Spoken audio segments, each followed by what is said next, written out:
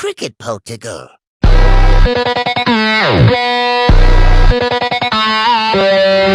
ஐயோ சாமி மழை வந்துடணும்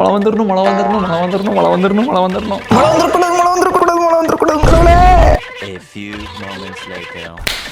இப்போதான் செம்மையா மேட்ச்க்குள்ள வந்திருக்கோம். இப்போ மட்டும் மழை வராமல் இருந்துன்னா போதும். ஐயோ சாமி மழை வந்துடக்கூடாது, மழை மட்டும் வந்துடவே கூடாது. ஐயோ கடவுளே மழை வந்துடக்கூடாது.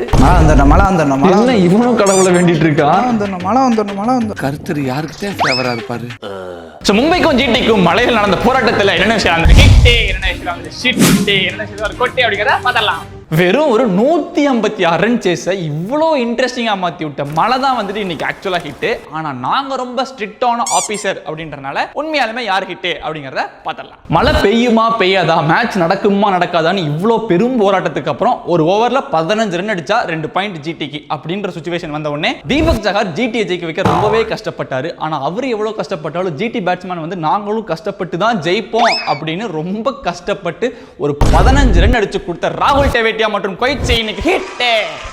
வண்டர்ஸ் ஆஃப் த வேர்ல்ட் அப்படின்ற மாதிரி தண்டர்ஸ் ஆஃப் த வேர்ல்ட் அப்படின்னு ஒரு லிஸ்ட் எடுத்தாங்கன்னா அதுல என் தலைவனோட பேர் தாங்க ஃபர்ஸ்டா இருக்கும். கொஞ்சம் கூட ஸ்பிரிட்டே இல்லாத கேம்ல கூட பயங்கரமான ஸ்பிரிட்டை காட்டுற ஜஸ்பிரித் பும்ராவோட பவுலிங் இன்னைக்கு ஹிட்.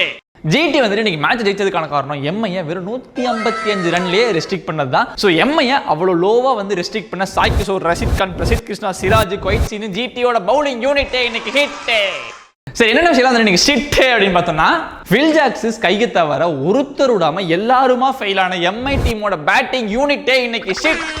சரி, என்னென்ன விஷயத்துக்கு ஒரு கொட்டே அப்படின்னு பார்த்தோம்னா சும்மா வந்து தலையோட ஸ்ட்ராட்டஜி சரியில்லை, தலையோட டாக்டிக் சரியில்லைன்னு சொல்றீங்களே. தீபக் சஹாருக்கு நியூ பால்லயே 3 ஓவர் கொடுக்கறதுக்கான காரணம் அவர் நியூ பால்ல செம்மையா போடுறாரு அப்படிங்கிறது மட்டும் இல்ல, இன்னொரு காரணமும் இருக்கு. அது என்ன அப்படிங்கிறது நேற்று மேட்ச் பார்த்துருந்தா தெரிஞ்சிருக்கும். இந்தியா வந்து T20 வேர்ல்டு கப் விளையாடுறப்ப கூட ஒரு முக்கியமான ஸ்டேஜ்லயே ஹர்திக் பாண்டியா தான் கூப்பிட்டு போட சொன்னாங்க. அவர் இருக்க ஒரு டீம்ல கடைசி ஓவரை இன்னொருத்தர் போடலாமா, கடைசி ஓவரை தீபக் சஹார போட சொன்ன ஹர்திக் பாண்டியாக்கு ஒரு கொட்டு.